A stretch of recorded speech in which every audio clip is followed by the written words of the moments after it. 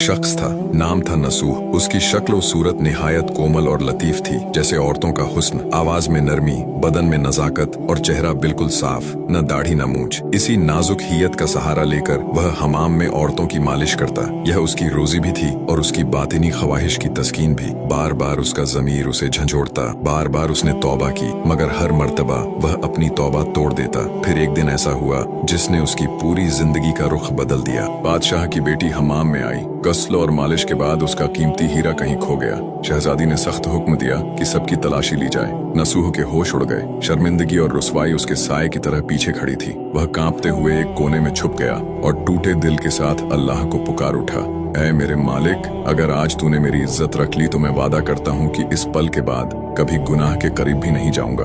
अभी उसकी दुआ खत्म भी नहीं हुई थी कि बाहर से आवाज आई, नसूह को छोड़ दो, हीरा मिल गया है। अल्लाह ने उसकी दुआ कबूल फरमा ली। नसूह की आंखों से आंसू बह निकले और दिल सुकून से भर गया। वह खामोशी से वहां से रुखसत हुआ और समझ गया कि अब इस शहर में रहना मुमकिन नहीं। उसने अपनी सारी नाजायज कमाई मिस्कीनों और यतीमों में तकसीम कर दी और एक सुनसान पहाड़ी पर जाकर अल्लाह की इबादत में डूब गया। वहीं एक दिन उसने एक भैंस को घास चरते देखा। उसने गुमान किया कि यह किसी चरवाहे की है और जब तक मालिक न आए वह उसकी देखभाल करता रहेगा। कुछ दिन गुजरे कि एक काफिला रास्ता भटक कर वहाँ आ निकला। काफिले वाले प्यास से निढाल थे। नसूह ने भैंस का दूध दूहा और सबको पिलाया। वह लोग उसकी मेहमान नवाजी और अखलाक से इतने मुतासिर हुए कि जाते जाते ढेर सा माल बतौर तोहफा दे गए। नसूह ने इस माल से एक कुआं खुदवाया। आहिस्ता आहिस्ता लोग उसके गिर्द आबाद होने लगे। एक बस्ती वजूद में आई। नसूह की नेकी और परहेजगारी ने सबके दिल जीत लिए, यहाँ तक कि उसकी शोहरत बादशाह के कानों तक जा पहुंची।